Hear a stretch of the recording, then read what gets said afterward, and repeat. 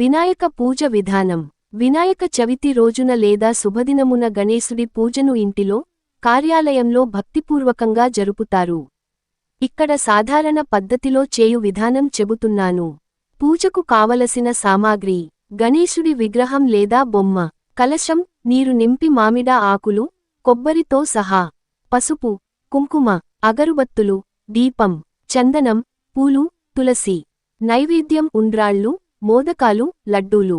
పండ్లు: కొబ్బరి, పత్రి. 21 రకాల ఆకులు ఉంటే మంచిది. అక్షతలు.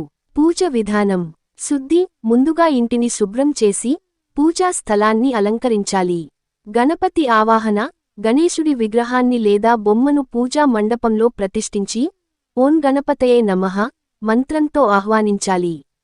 దీపం వెలిగించడం: దీపం, అగరుబత్తులు వెలిగించి, గణేశుడికి సమర్పించాలి. సంకల్పం: పూజ కోసం మనసులో సంకల్పం ఇంటి శాంతి, ఆరోగ్యం, సంపద కోసం చేయాలి. అవాహన: ఆసనం, పాద్యం, ఆచమనం, నీరు సమర్పించి దేవుడిని సత్కరించాలి.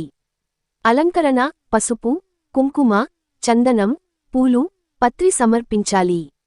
అష్టోత్తర శతనామావళి లేదా గణపతి మంత్రాలు: ఓం గం గణపతయే నమః, గణపతి అష్టోత్తరం లేదా గణేశ పంచరత్నం చదవాలి. నైవేద్యం: మోదకాలు, ఉండ్రాళ్ళు లేదా లడ్డూలను సమర్పించి హారతి ఇవ్వాలి.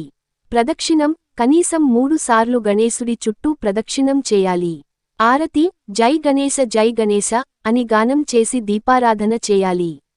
ముఖ్యాంశాలు: గణపతికి మోదకాలు, ఉండ్రాళ్ళు, లడ్డూలు ఎంతో ఇష్టం. 21 రకాల పత్రి సమర్పిస్తే మహాపుణ్యం. ఎప్పుడూ పూజ చివరలో వినాయకుడి కథ వినడం, చెప్పడం అవసరం. పూజ ముగిసిన తరువాత కుటుంబ సభ్యులకు నైవేద్యం పంచి తీర్థం ఇవ్వాలి. ఈ గణేష్ పండుగకి వినాయకుడి ఆశీర్వాదం మీపై ఎప్పుడూ ఉండాలి. వీడియో నచ్చితే నా ఛానల్కి తప్పక సబ్స్క్రైబ్ చేయండి.